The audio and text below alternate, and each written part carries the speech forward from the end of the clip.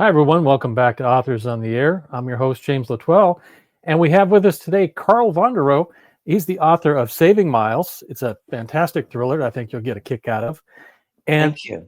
yeah, Carl's got a really unique background, and we'll talk about that a little bit. He's not your typical crime fiction author that has a background in the dirty underworld and stuff. Well, maybe he does, but he's hiding that from us. But so let's kind of dive in with that. I mean, you you had a career, a multinational career as a banker, and you turned crime writer. I mean, Yeah.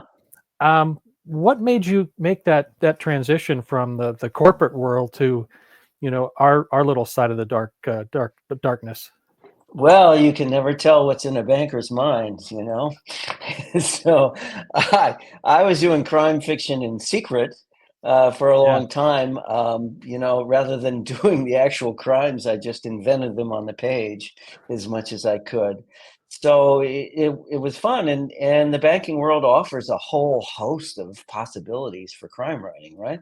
Because there's a fair amount of crime that occurs in the financial world.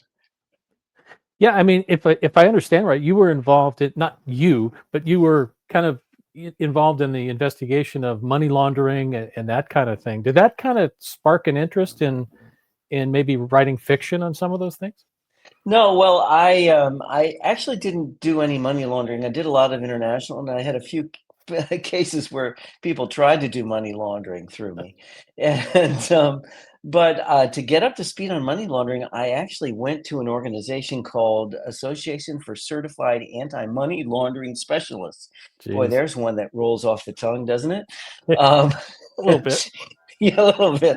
ACAMS for short.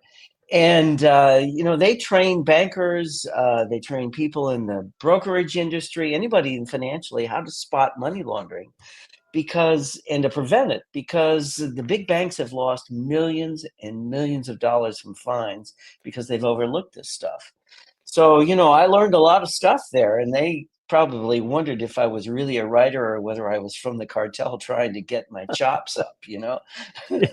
True.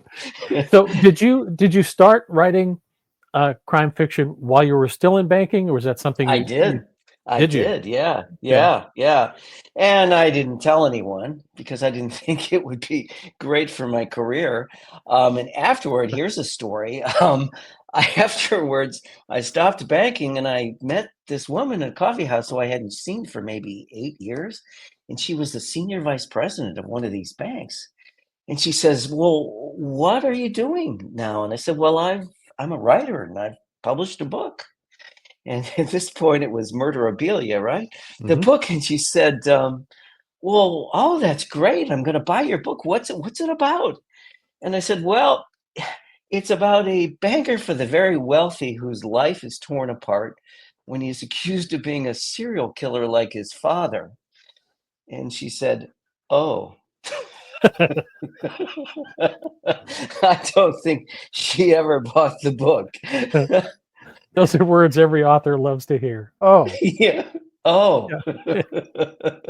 Now, you mentioned Murderabilia. That was your award-winning debut novel, and now Yeah. Saving Miles. I mean, they both involve bankers up to a Yeah. degree, but also Yeah. family. What is it Yes. about those two themes or topics that draw you to writing about them in your fiction? Well, I mean, I come from banking, and I think wealth and crime just amplify any family problems. And so, Right. one of my mottos is, I write about crime, but behind every crime is a dysfunctional family. Yeah. And that's really what the books are about underneath, how these families deal with this situation and learn to come together. So I find the combination really works well for me. Yeah, I mean, Murderabilia was so unique, about the son of a serial killer, kind of going down that path. But and then you took a different take in Saving Miles. Tell folks a little bit about the story behind Saving Miles and what the book's about.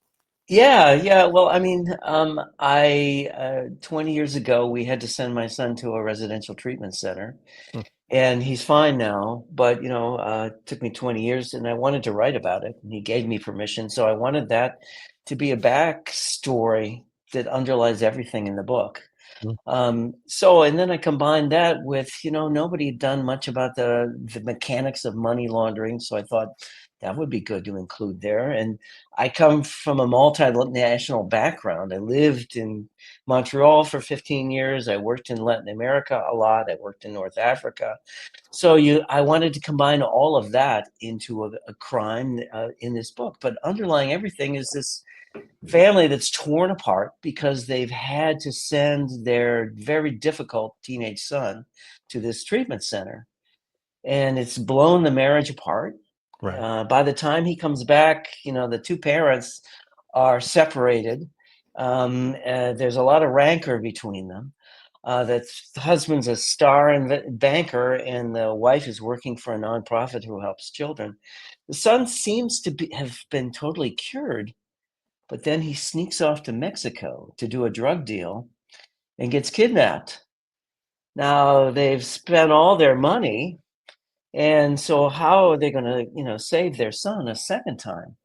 Well, the wife's boss has started a kind of sketchy bank that's been growing like crazy in California. And that banker says, "Look, I'll help you. I will loan you the money for the ransom. I'll even help you negotiate for your son to return, but I want your husband, the star banker, to come work for me." Hmm. Well, that's just the start of the problems. Yeah, no, that was a good capitalization of the story, because yeah, it takes a whole different twist here. But I thought it was really well done. The characters, I thought, Carl, are Thank just you. so well drawn. You Oh, really get thank you. invested in their Thank you. stories, and you want to know what happens to them. So it's really pretty cool. One of the other things Thanks. that I appreciate, in your writing, and especially in this one, was the settings are very lived in. I mean, these are places that you could see yourself in. And I understand that you actually went to Tijuana to Yeah. to look at some of these places that you're going to be writing about. Yeah. Yeah, I did. I mean, I didn't know Tijuana that well, but I'd done a lot of work with the YMCA here in San Diego and work with the YMCA in Tijuana.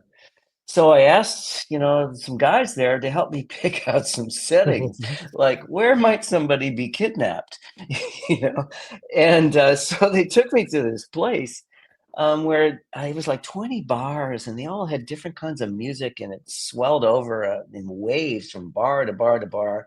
You could smell the marijuana, drinking all night long. But, there were so many people there. I thought, how could somebody be kidnapped there? So I said, well, let's keep looking. We went to the parking lot, and there were guards there, and I thought, nah. So then there was this driveway that went underground, and we followed it, and it was dimly lit, light bulbs smashed, Mm. concrete falling from the ceiling. You could smell the mustiness. And I thought, well, perfect. So, how can you not use that? And then they also, I mean, I had to learn a lot about kidnapping, right? I'm Mm. not a kidnapping expert, even as a banker. Um, so I talked to the DEA, I talked to the FBI, but one of my friends knew someone who had been kidnapped. Mm.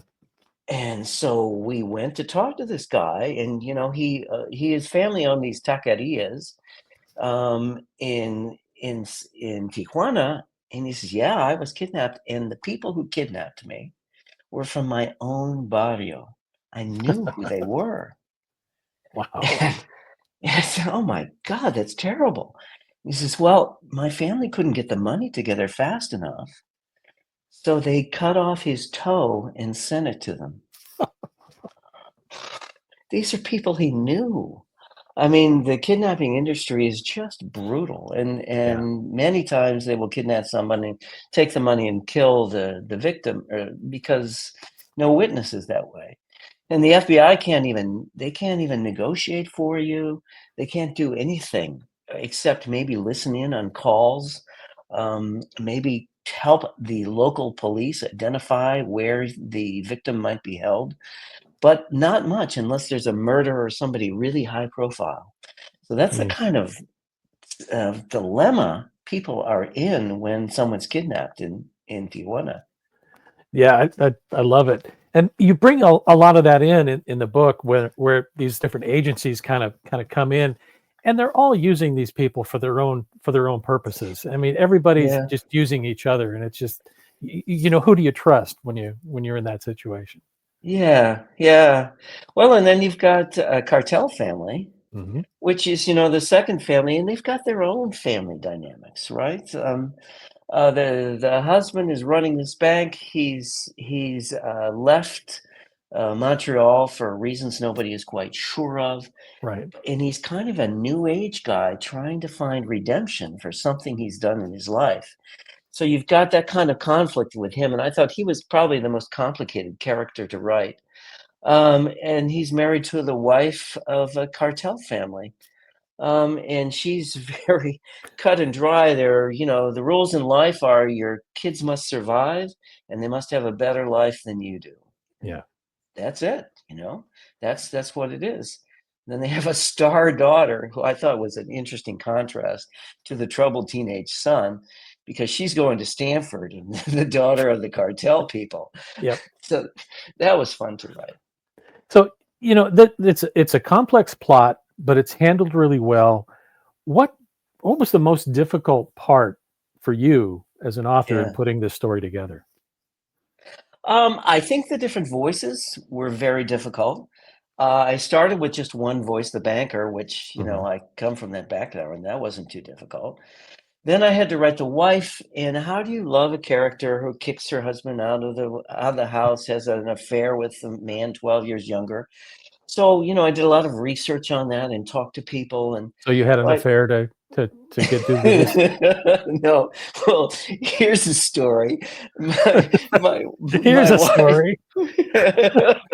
my wife said, God, people are gonna think that I had an affair with some man who was 12 years younger than me. And so I told my sister this, and she said, "You tell her I hope she did. It's a dream of mine." Oh my god. so no, but I looked at why this would happen, and she has very much her own reasons. She got Mhm, pregnant early. She had to give mhm. up her dreams to raise this kid. Her husband's been absent. She's been the one that's had to do all the toil raising their son, and yet he's gone off the rails, so she Yeah. feels very guilty for it. So I really felt for her. She was difficult to write, Mhm. and probably the most difficult was the teenage son Yeah. because as you can see, I'm not a teenager. And so, how do you do that? How do you get the voice right? Yeah. Um, I had a lot of teenage slang, and then I had a writing coach, and she said, you know, no, I mean, who are your readers? Are they teenagers? No, definitely not. Right. So I took most of that out and I tried to get into the important things for a teenage boy, and that Mhm. was relationships and sex and love. Um, More than anything else, that was the important thing in his life. Yeah. And that exaggeration of you're either completely right or you're completely wrong. Yep. Yep. Exactly that. No, Yeah, you know, the son didn't come across as a caricature, you know, but you could definitely feel that teen angst going on in the character. So I think that was really handled well. oh, good. Thank you. Thank you. He was difficult to write, and he has many ways the most sarcastic point of view.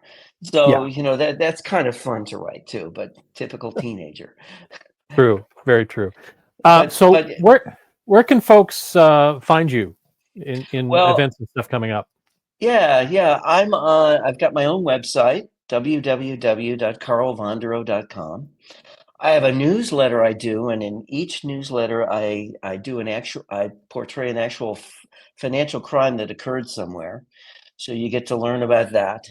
I'm also on Instagram. So I'm in a group called Blackbird Writers, and Mhm. we are promoting each other. I'm in Partners in Crime, which is the San Diego chapter of Sisters in Crime. I'm on the board there, so I'm kind of as many places as I can be. That's great. Well, So not as many as you, James. hey, we're out there balancing things. That's for sure. Yeah. We're gonna end up with something we call three quick hits. I just want to put you Uh-oh. in Wade's head, his point of view, Okay.